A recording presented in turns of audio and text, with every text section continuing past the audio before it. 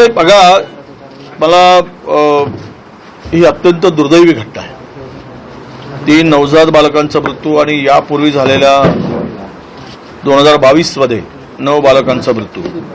म्हणजे नवजात बालकांच्या मृत्यूचा आता अमरावती हे सेंटर झालं काय? हे हॉस्पिटल सरकारी हॉस्पिटल गरीब पोरांच्या जीवाशी खेळणारा हॉस्पिटल झालं काय? अशी परिस्थिती या 2 घटनांवरून दिसून येते. मागच्या वेळेस सुद्धा मी सर्वप्रथम मी येऊन सगळी पाहणी करून त्यावेळेस माहिती घेतली होती आणि शासनाने 2022च्या घटनेच्या संदर्भात चौकशी समिती नेमली आणि थोडी तरी यांना लाजलज्जा नाही की अद्यापर्यंत 4 वर्ष पूर्ण होऊ नये त्याचा अहवाल अप्राप्त आहे. म्हणजे चौकशी केवळ फार्स करायचा, चौकशी समिती नेमायची, दाखवायचा, 5-10 लाख रुपये 2-4-5 लाख रुपये द्यायचे आणि विसरून जायचं. हे या सरकारची आता म्हणजे एकूण पद्धत आहे. ही घटना ज्यावेळेस पहिली घटना घडली त्यावेळेस सुद्धा त्याच कंपनीचं ते व्हेंटिलेटर होतं. काय सीलर आणि आताही घटनेमध्ये तोच व्हेंटिलेटरचा स्फोट झालेला आहे. याचा अर्थ हे निकृष्ट दर्जाचे व्हेंटिलेटर पुरवले जात आहेत आणि पोरांच्या गरिबांच्या आरोग्याचा खेळ मानला जातोय. हे आता या घटनेतून सिद्ध झालेलं आहे. हे कुठले आणलेत, कोणी खरेदी केलेत? या व्हेंटिलेटर खरेदीसाठी जी यंत्रणा जबाबदार आहे ती सुद्धा या पोरांच्या जीव घेण्यामध्ये त्यांचं सुद्धा तेवढाच जबाबदारी आहे. मला वाटतं चायना मेड व्हेंटिलेटर असावेत. जे चांगल्या कंपनीचे हॅमिल्टन नावाची कंपनी आहे, जगात उत्कृष्ट कंपनी आणि त्यांचे व्हेंटिलेटर आहेत. तर कधी अशा घटना घडल्या त्यावेळेस 1.5 लाख काहीतरी व्हेंटिलेटर त्यावेळेस पुरवले गेले. म्हणजे एकाच माणसाने केले. होऊ शकते कोणीतरी जवळचा मित्र असेल त्यांनी पुरवठा केले असेल, पण आत्ताच्या नवीन हॉस्पिटलमध्ये पुरवठा झालेले व्हेंटिलेटर हे मला हक्कींनी खरेदी केल्याची माहिती मिळते.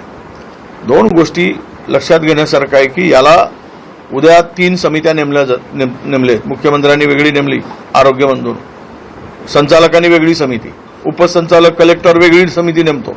ह्या फार्स कशाला करताय? त्या मुलांचा जीव गेला. आज ते आक्रोश पाहिला आम्ही, त्या आईंचा आक्रोश पाहिलाय, वडिलांचा आक्रोश पाहिलाय आणि ह्याला या घटनापासून, हे वारंवार होणाऱ्या घटनापासून सरकार काय धडा घेणार आहे की नाही? खरं तर ही जबाबदारी कोणाची, कोणावर जबाबदारी फिक्स करणार? याचा तुम्ही मॉकड्रिल का झालं नाही, टेस्ट का झाली नाही, हे हॉस्पिटल हँडओव्हर करून घेताना, हस्तांतर करताना या सर्व गोष्टीची चौकशी का केली गेली नाही? आणि ते कॅब सुद्धा फायर ऑडिटची मुदत संपली आणि फायर ते तर आहेच. या जेवढ्या म्हणजे आपण हे फार स्मोक डिटेक्टर जे आहे त्याचं टेस्ट करायलाच पाहिजे. स्मोक डिटेक्टरचं टेस्ट झालं नाही, त्याची कॅप उघडली नाही, कॅप प्लास्टिकची. त्यामुळं ते कॅप न उघडल्यामुळं त्याची टेस्टिंग झालं नसल्यामुळं ऑटोमॅटिक ते स्प्रिंकलर सुरू झाले नाही. बरं, हे जे काही इलेक्ट्रिक फिटिंग झाली याचं सुद्धा ऑडिट व्हायला पाहिजे, फायरचं ऑडिट व्हायला पाहिजे. ते वायर कुठल्या दर्जाचे? कारण हॉस्पिटलमध्ये आणि विशेष करून ज्या नवजात बालकांना ठेवलं जातं तिकडे ह्या सगळ्या तपासणी करूनच तिकडे मुलं ठेवली जातात. परंतु ना इलेक्ट्रिकच्या डिपार्टमेंटची चौकशी, इलेक्ट्रिकचं ऑडिट झालं, चौकशी झाली, ते कुठल्या दर्जाचा वायर वापरला आहे, कुठले स्विच वापरलेत, कोणते वापरलेत. ते आजकाल काय झालं की ब्रँडेड कंपनीच्या नावानं शिक्का मारून सगळे डुप्लिकेट वापरले जातात. वायर सुद्धा कमी दर्जाचे वापरले जातात. फायर ऑडिट 21ला संपल्यानंतर, खरं म्हणजे फायर ऑडिट 21 ऑगस्ट संपतोय, त्याच्या अगोदर ही घटना घडली. मला वाटतं त्या कोणत्या आपला त्यानंतर खरं तर फायर ऑडिट 90 दिवसाच्या पूर्वी, मुदत संपण्याच्या 90 डेज पूर्वी ते करून घ्यायला पाहिजेत. पण झोपून राहिली यंत्रणा. आज हे सांगतात सीएस त्यांची जबाबदारी, पीडब्ल्यूडी यांची. या दोघांना नेऊन फासावर चढवा चौकामध्ये, मग जबाबदारी फिक्स होईल. काय खेळ लावला काय आरोग्यांशी, गरिबांच्या जीवाशी? ह्यांनी याच्यावर जबाबदारी ढकलायची, त्यांनी त्याच्यावर जबाबदारी ढकलायची. हे सांगतात की पीडब्ल्यूडीने आम्हाला हे करताना दिलं नाही. मग सीएसनी कसं हँडओव्हर करून घेतलंय? आणि पीडब्ल्यूडीनी ज्यावेळेस हे दिलं, पत्र दिला, आयुक्तांनी पत्र दिलं कमिशनरनी की यांचं ऑडिट करून घेतलं पाहिजे, मग त्यावेळेस हे सगळे झोपले होते काय? आणि काय करत होते सगळे लोक? एखाद्या घटनेमध्ये परवा 3 मुलांना साप चावल्यामुळे आदिवासी मुलांचा मृत्यू झाला जपतलाईला, त्या संस्था चालकावर गुन्हा दाखल केला. आज ही घटना, हे हॉस्पिटल कोणाच्या अधिकारात चालतात? आरोग्य मंत्र्याच्या. याचे ट्रस्टी कोण? मंत्री. मग ह्यावर आपण त्यांच्यावर गुन्हा दाखल का होत नाही? आजपर्यंत केवळ चौकशी. ना पालकमंत्र्याचा पत्ता आहे, ना कोणत्या स्थानिक सत्ताधाऱ्यांचा पत्ता आहे. केवळ सांगतायत आम्ही मदत करू. काय सांगितलं काल सत्ताधारी पक्षांनी त्या त्या परिचारिकेला, बिचारीला मदत करून, नर्सला? अरे मारणारे तुम्हीच, मदत करणारे तुम्हीच, 5 लाख रुपये देतो म्हणून सांगताय. मला वाटतं की महाराष्ट्रामध्ये पूर्णतः आरोग्य यंत्रणेचे धिंडवडे निघाले. जिथे जिथे ज्या काही घटना आत्ता पलीकडे आपण गडचिरोलीपासून पाहतोय महाराष्ट्रामध्ये, गडचिरोली असेल, चंद्रपूरमध्ये झालेली घटना, आणि ह्या संपूर्ण घटना बघता मला आरोग्यावर सरकार गंभीर नाही. यांना फक्त आणि फक्त आहेत पैसे ते कुंभमेळ्यावर घाला. लोकांचे जीव आहेत, गेले काय, राहिले काय?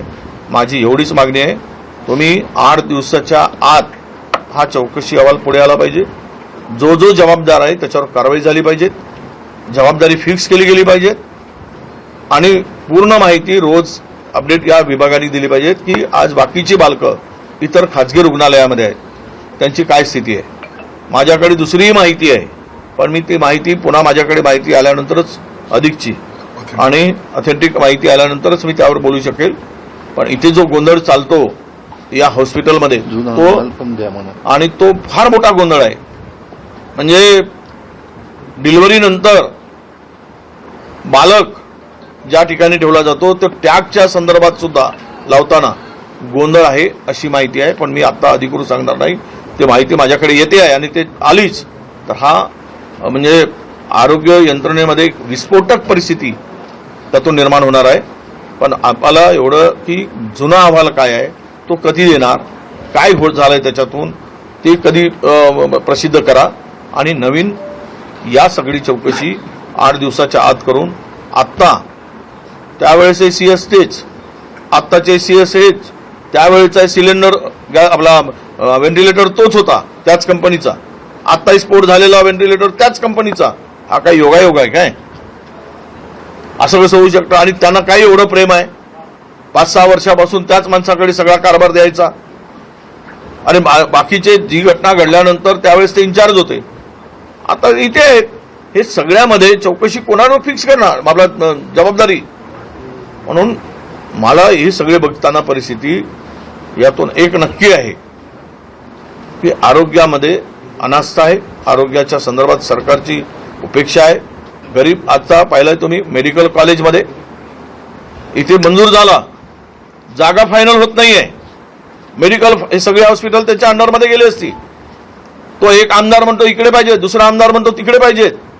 त्यांच्या जमिनी ज्या ज्या भागात आहेत त्या भागामध्ये तो मेडिकल कॉलेज घेऊन जायसाठी 2 वर्षापासून लपडं सुरू आहे, स्पर्धा लागली आहे.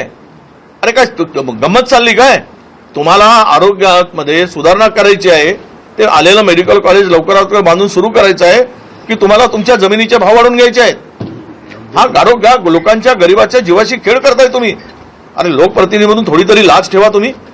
जे सरकार मंजूर करून जातं त्याला इथे पूर्ण होण्यासाठी, ते काम पूर्ण करण्यासाठी आपण एकदा बसून ठरवून घेतलं पाहिजे. एक म्हणतो इकडे, दुसरा म्हणतो तिकडे, यातून तुम्ही काय साध्य करताय ही सुद्धा अमरावतीच्या जनतेने यांना जाब विचारला पाहिजे. स्वतःच्या स्वार्थासाठी हे संपूर्ण यंत्रणा वेठीस धरणं हे योग्य आहे का, हा सुद्धा प्रश्न या निमित्ताने येतोय. म्हणून आज अशा घटना वारंवार घडत असताना याला जबाबदारी निश्चित करता येणार. हे सर्व लोकप्रतिनिधी आणि इथील अधिकारी, प्रशासन, पीडब्ल्यूडी, हा सर्वांना जबाबदारी फिक्स करून सदोष मनुष्यवधाचा गुन्हा, खरं तर मी मंत्र्यावरच म्हणेल हा मंत्र्यावर जबाबदारी टाकली पाहिजे. तुम्ही एखाद्या आश्रमशाळा असेल तिथे टाकताय तर याला सुद्धा मंत्री आहे किंवा तुमच्या असलेले अधिकारी आहेत त्यांच्यावर ही जबाबदारी निश्चित करून सदस्य मनुष्यवधाचा गुन्हा दाखल करावा आणि त्या बालकांना 25-25 लाख रुपये जन्माला आलेला बालक आहे त्यांचं संपूर्ण कुटुंब उद्ध्वस्त झालेलं आहे. कुटुंबाला त्याला पोरकं झालेलं आहे. खरं तर ते काही वृत्तपत्रातून त्यांच्या पालकांच्या आईच्या आणि त्या मृत बालकांच्या वडिलांचे सगळे हे झाले पाहिलेत, भावना पाहिल्यात, आम्ही ऐकल्यात. डोळ्यातून पाणी येईल इतकं माणसाला वेदना होतात. आणि हा सगळा आरोग्य विभाग याला काही वाटत नाही. त्यामुळं यांच्यावर जबाबदारी फिक्स करा आणि कारवाई करा. तेही सदस्य मनुष्यवधाचा गुन्हा दाखल करा अशीच आमची मागणी आहे. आणि 25 लाख रुपये किमान, नका देऊ 1 कोटी रुपये, 25 लाख रुपये मृतकांच्या कुटुंबाला किमान बालकाच्या कुटुंबाला दिले पाहिजेत आणि 8 दिवसामध्ये कारवाई झाली पाहिजे. हीच आमची मागणी असणार आहे.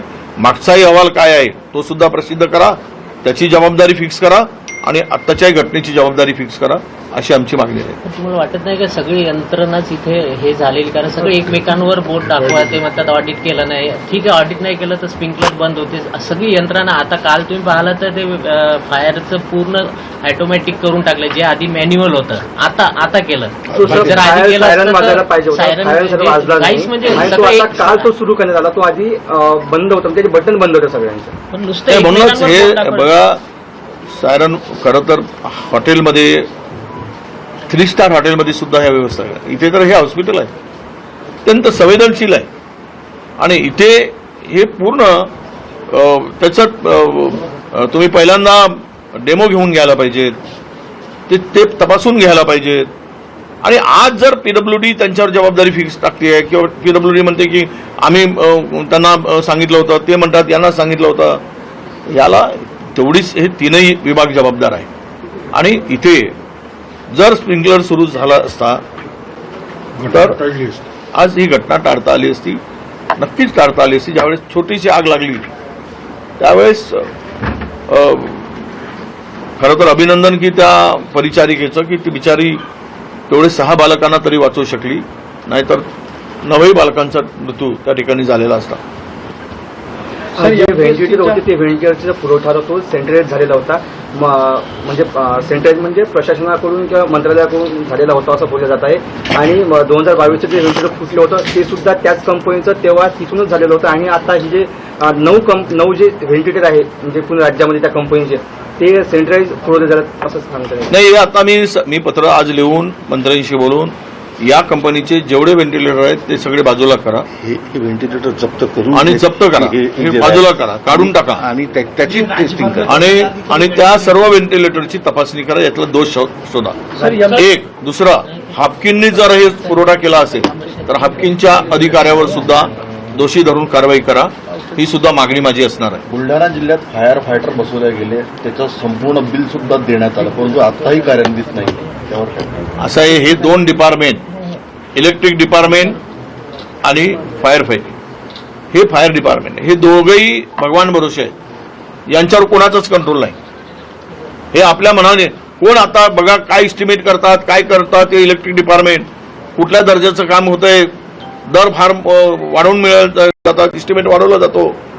आणि ह्याच डिपार्टमेंटमध्ये पुन्हा जर अशी बुलढाण्यामध्ये घटना आहे, एवढं सगळं बसवले, पैसे खर्च केले, बिल दिला आणि तिकडे ते कार्यान्वितच नाही, हे तर सिरियस आहे.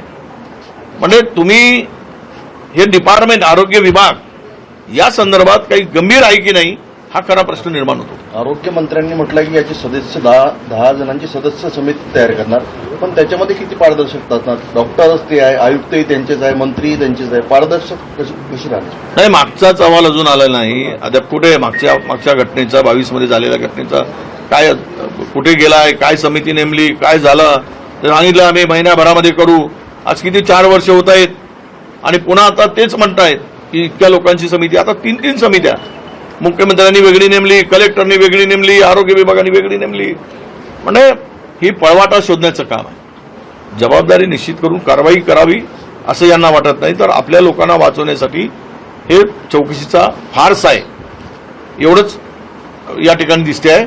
पण आम्ही याचा पिछा सोडणार नाही. मागच्या वेळीची घटना झाली, आत्ताची घटनेनंतर या लोकांवर कारवाई झाल्याशिवाय मी आमचे सगळे लोक आहेत या हॉस्पिटल या कलेक्टर ऑफिसमध्ये जाऊन पुढच्या जर 8-10 दिवसात कारवाई झाली नाही तर धरणे आंदोलन त्याच्या ठिकाणी कॅबिनमध्ये कलेक्टरच्या बसून आंदोलन करावं लागेल. मी येईल आणि 8 दिवसात चौकशी करा, कारवाई करा, अन्यथा जो होईल त्याला परिणामाला प्रशासनाला सामोरं जावं लागेल.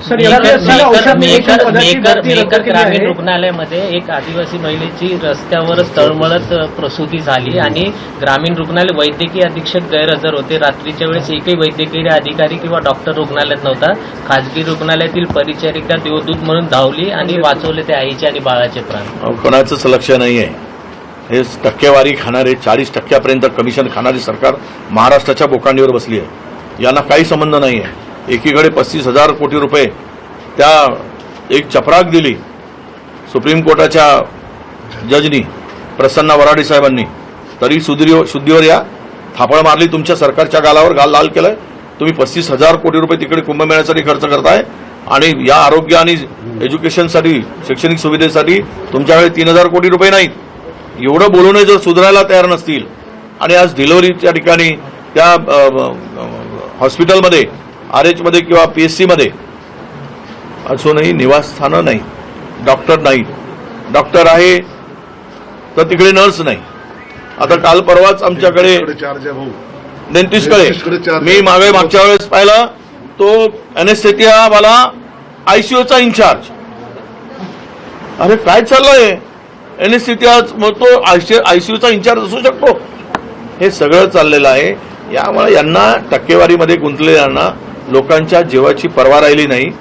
म्हणून आदिवासी पोरं तिकडे रस्त्यावर आंदोलन करतायत, उपोषण करतायत.